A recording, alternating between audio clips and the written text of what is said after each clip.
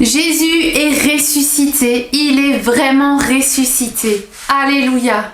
Joyeuse Pâques. Jésus est ressuscité. Ce cri a parcouru les églises du monde entier durant cette nuit de Pâques. Jésus est ressuscité. Voici la bonne nouvelle de ce matin de Pâques. Voici la bonne nouvelle de la vie qui est plus forte que la mort. Soyez les bienvenus pour cette vidéo du jour de Pâques. Prions ensemble. Pâques, jour de joie, jour d'allégresse, c'est la fête de la vie. Tu es vivant, Seigneur. Dans la nuit, les femmes inquiètes sont allées à la tombe. Qui nous ôtera la pierre? Merveille, Seigneur, elle a été roulée. Tu es toujours au-delà de nos attentes et de nos peurs. Tu roules la pierre de nos tombeaux et la vie jaillit. Victoire sur la mort, l'angoisse et le doute, l'impossible est devenu possible. Femme, pourquoi pleures-tu? Cette voix, cette façon toute particulière de prononcer notre nom. Tu es là, Seigneur, présent, vivant pour toujours. Quand tu nous appelles par notre nom, les pleurs se changent en joie, le désespoir en espérance.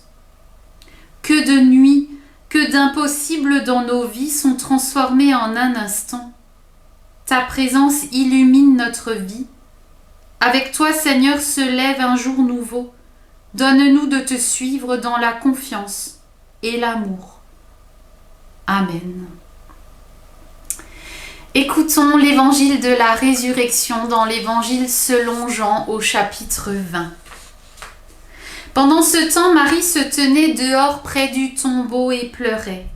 Tout en pleurant, elle se pencha vers le tombeau. Elle vit 2 anges vêtus de blanc assis à l'endroit où le corps de Jésus avait été déposé, l'un à la tête et l'autre aux pieds. Ils lui dirent : « Pourquoi pleures-tu ? » « On a enlevé mon Seigneur, leur répondit-elle, et je ne sais pas où on l'a mis. » Tout en disant cela, elle se retourna et vit Jésus qui se tenait là, mais elle ne savait pas que c'était lui. « Pourquoi pleures-tu » lui demanda Jésus.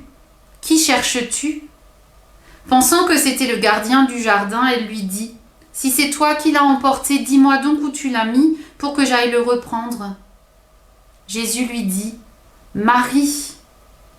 Elle se tourna vers lui et s'écria en hébreu : « Rabouni », ce qui veut dire « Maître ». « Ne me retiens pas, lui dit Jésus, car je ne suis pas encore monté vers le Père. Va plutôt trouver mes frères, et dis-leur de ma part, je monte vers mon Père qui est votre Père, vers mon Dieu qui est votre Dieu. » Marie de Magdala alla donc annoncer aux disciples : « J'ai vu le Seigneur. » Et elle leur rapporta ce qu'il lui avait dit.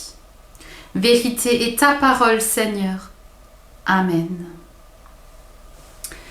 Notre récit commence dans la grisaille de l'aube, dans les larmes de détresse, dans la solitude, dehors près du tombeau vide. Marie avait placé tous ses espoirs en Jésus. Elle était certaine qu'il allait tout changer, qu'il allait prendre le pouvoir, délivrer Israël de l'occupation romaine. Et puis Jésus, c'était son ami, celui qui la comprenait si bien. Il était si proche d'elle, et voilà qu'il avait été mis à mort de la pire des façons. Imaginez la profondeur de la tristesse de cette femme quand elle est allée au tombeau ce matin-là. La seule chose qu'elle pouvait encore faire, c'était embaumer le corps de Jésus, lui rendre ce dernier hommage. Imaginez aussi sa peur quand elle a vu que le corps de Jésus n'était plus là. C'était tout ce qui lui restait de lui, et ça aussi, on lui avait enlevé. Pourtant, notre texte se termine par une Marie qu'on imagine rayonnante, annonçant aux disciples qu'elle a vu le Seigneur et qu'il lui a parlé. Imaginez la révolution à l'époque. Le premier personnage à qui Jésus s'adresse, c'est une femme. Entre le début et la fin du récit, il y a ce dialogue sur lequel j'aimerais m'arrêter. « Marie », dit Jésus. Et Marie répond « Rabouni », c'est-à-dire « mon maître ».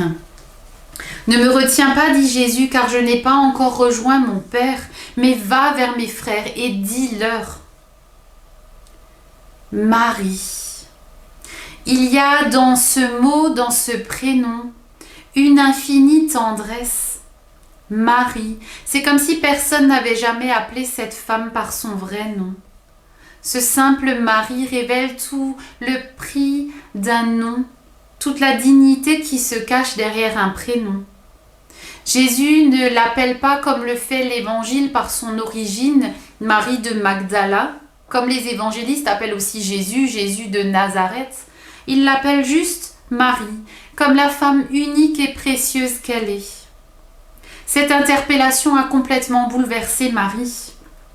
C'est probablement ce qui arriverait à chacun d'entre nous si on croisait le ressuscité dans un cimetière, si on croisait vivant celui que tous pensaient mort.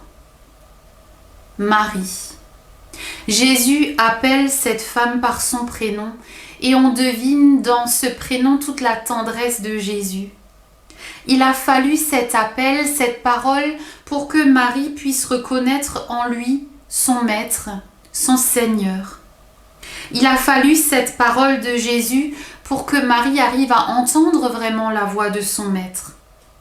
Parce que comme les disciples et les autres femmes, elle était enfermée dans cette certitude que Jésus était mort, qu'il n'y avait plus d'espoir. Enfermée dans ses doutes, dans ses peurs, dans son désespoir, un peu comme Jésus était enfermé dans son tombeau. Mais le matin de Pâques, la pierre avait été roulée. La pierre du tombeau, mais aussi la pierre ou les pierres qui fermaient le cœur de Marie.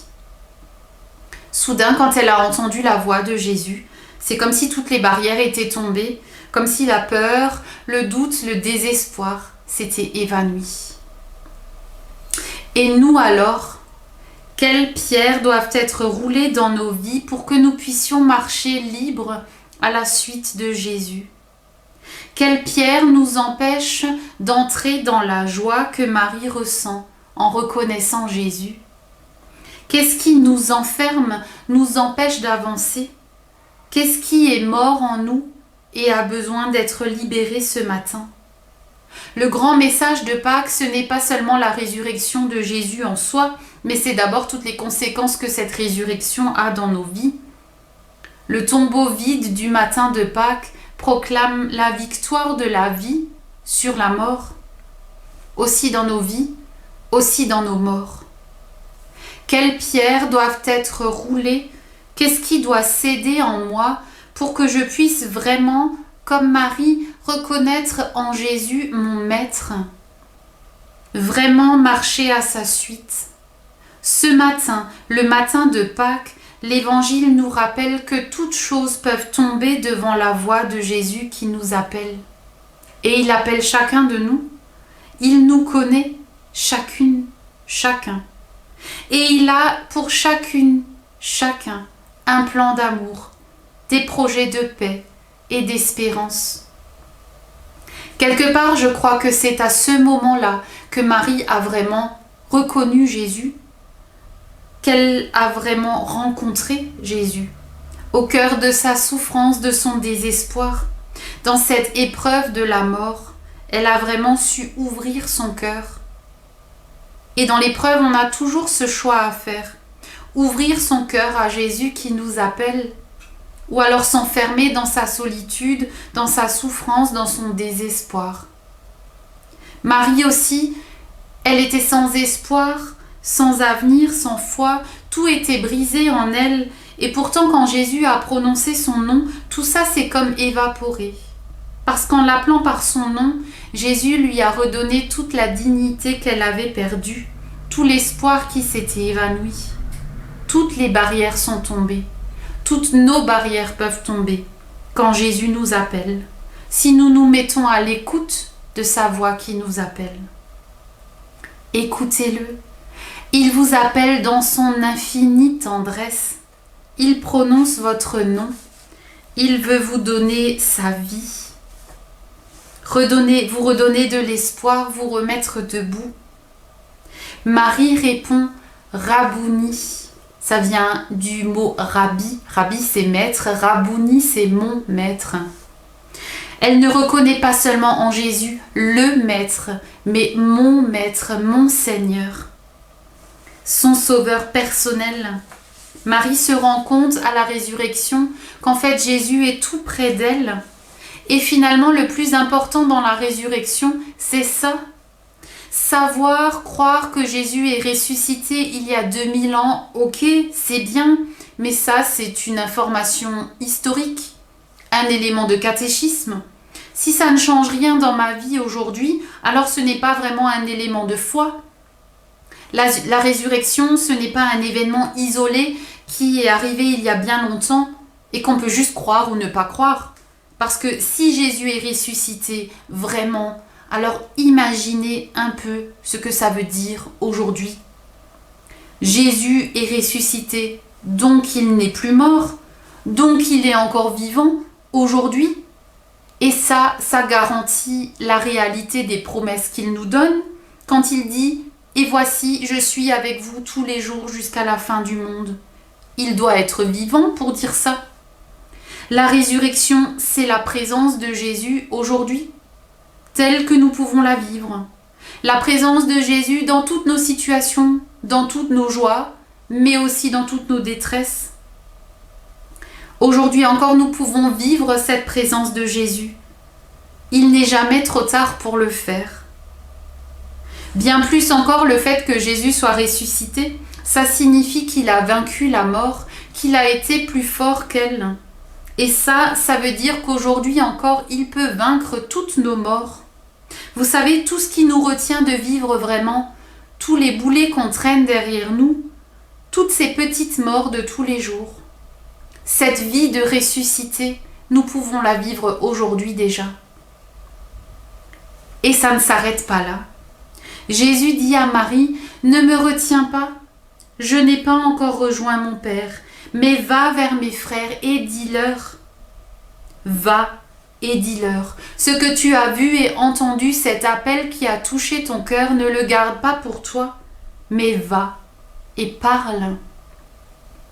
Qu'en ce jour de Pâques, nous puissions ouvrir nos oreilles pour entendre l'appel du Seigneur, qui nous appelle par notre nom. Il veut nous donner sa vie, l'espoir, nous assurer de sa présence. Il veut nous donner de vivre dès aujourd'hui cette vie de ressuscité qui nous est promise. Puissions-nous entendre cet appel ce matin, y répondre, oui, tu es mon maître. Et puissions-nous, comme Marie, aller et dire à nos frères et sœurs que Jésus est vivant, qu'il est là au milieu de nous et qu'il est Seigneur. Amen. Prions. Notre Dieu et notre Père, tu nous donnes de nous réjouir aujourd'hui en célébrant la victoire de ton Fils sur les puissances de mort et de destruction, en nous, parmi nous et dans le monde. Par ta parole, tu nous certifies que Jésus est présent dans nos vies. Donne-nous chaque jour de pouvoir entendre sa voix qui nous dit « Je suis avec toi ». Merci pour cet amour qui change nos vies. Nous te prions aujourd'hui pour tous ceux que la mort enserre encore en ses liens, les mourants, les endeuillés, ceux qui souffrent dans leur corps, dans leur âme et dans leur esprit, ceux qui ne peuvent pas se réjouir parce que l'espérance les a quittés. Nous te prions pour ceux qui sont captifs, les prisonniers, ceux que l'on méprise, que l'on maltraite. Tu as fait de nous les témoins de la résurrection de ton Fils.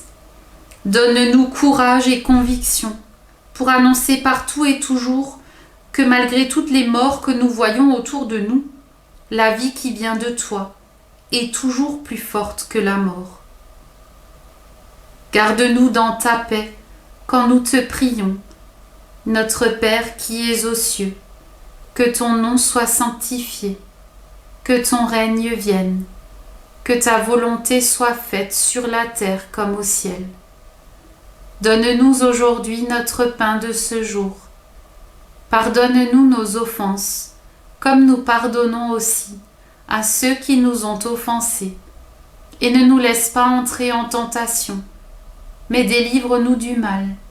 Car c'est à toi qu'appartiennent le règne, la puissance et la gloire, au siècle des siècles. Amen. Que le Dieu de tendresse, qui a levé Jésus d'entre les morts, fasse lever ce qui est mort en nous et nous conduise à la vie. Que l'Éternel fasse rayonner l'habit de lumière qu'il a posé sur chacun de nous et nous garde dans son amour. Le Seigneur est avec nous, qu'il nous bénisse et nous garde. Amen.